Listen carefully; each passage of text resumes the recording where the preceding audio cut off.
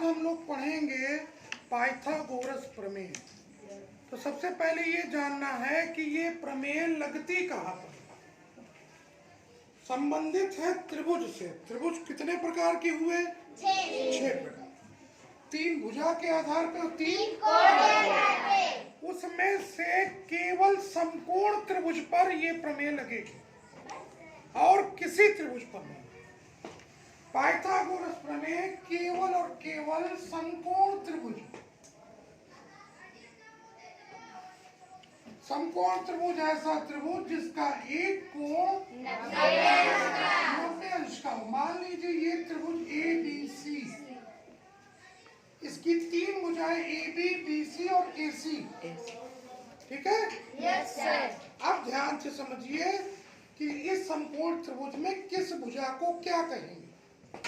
मान लीजिए ये 3 कोण दिए हैं, एक तो समकोण हुआ, मान लीजिए ये x अंश,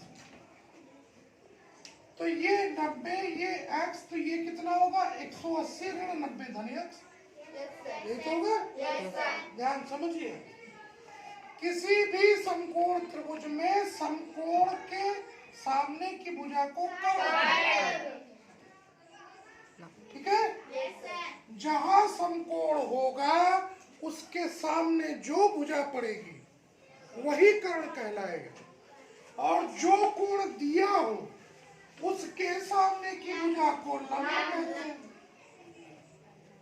उससे सटी भुजा को आधार कहते हैं।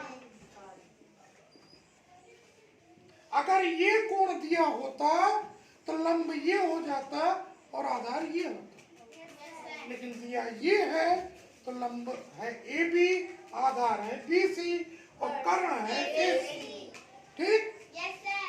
तो हम लिखेंगे दिए गए समकोण त्रिभुज ए बी सी में कर्ण का नाम है ए सी, आधार का नाम है बी सी, आधार बी सी और लंब होगा ए बी। इस समकोण त्रिभुज में लंब A B, Aadhaar B C और कर्ण ए सी।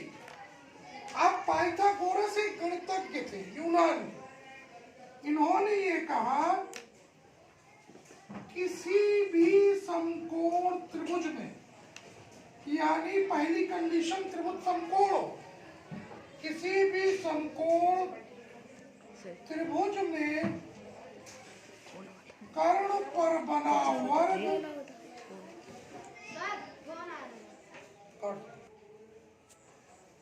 वर्ग आधार पर बने वर्ग और लंब पर बने वर्ग के जोड़ के बराबर होता है।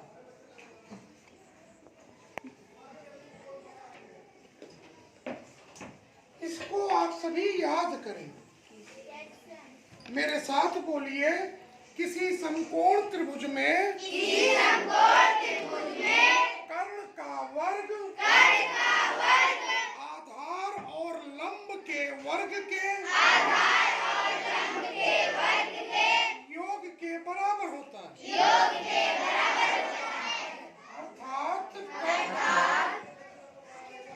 देखिए 3 चीजें, कर्ण, आधार, लंब। तो पाइथागोरस प्रमेय कहती है कि कर्ण का वर्ग आधार के वर्ग लंब के वर्ग के जोड़ के बराबर होता है। ध्यान दीजिए, यहाँ कर्ण की घात 2 है, इसका मतलब ये कर्ण गुणे कर्ण, अकेला कर्ण नहीं है।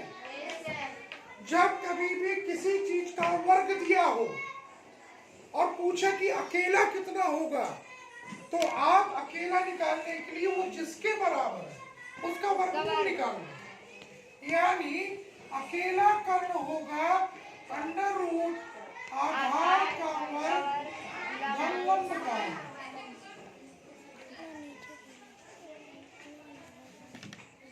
इसी प्रकार से अगर हमको आधार निकालना तो आधार का वर्ग बराबर ये लंब का वर्ग धन इधर आएगा ऋण, तो कर्ण का वर्ग ऋण लंब का वर्ग। अकेला आधार क्या होगा? अंडर रूट कर्ण का वर्ग ऋण लंब का वर्ग। ये दूसरा सूत्र हुआ। इसी तरह से अगर लंब का वर्ग निकालना, यानी लंब निकालना, लंब का वर्ग कर्ण का वर्ग ऋण, तो अकेला लंब अंडर रूट कर्ण का वर्ग ऋण।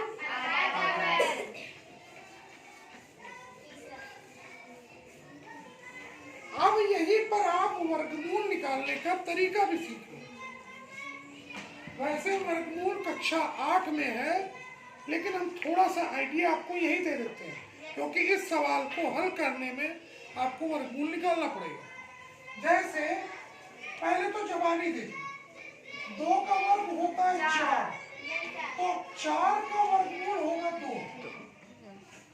यानी किसी संख्या का वर्ग जो है उसका वर्गमूल वही संख्या फिर होगी। 3 का वर्ग 9 है, तो 9 का वर्गमूल 3। 4 का वर्ग है 16, तो 16 का वर्गमूल होगा 4। ये तो हो गया आप संख्याओं से समझे। निकालने का तरीका देखिए, जैसे 64 है, 64 के गुणनखंड करें, 2 3 6, 2 2 4, 2 1 9, 2 6 12, 2 8 16, 2 6 8, 2 2 4, 2।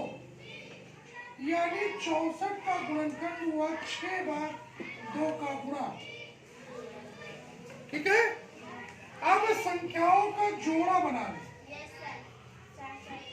तो अंडर रूट 64 का मान होगा, हर जोड़े में से एक एक निकालिए, 2 × 2 × 2 बराबर 8।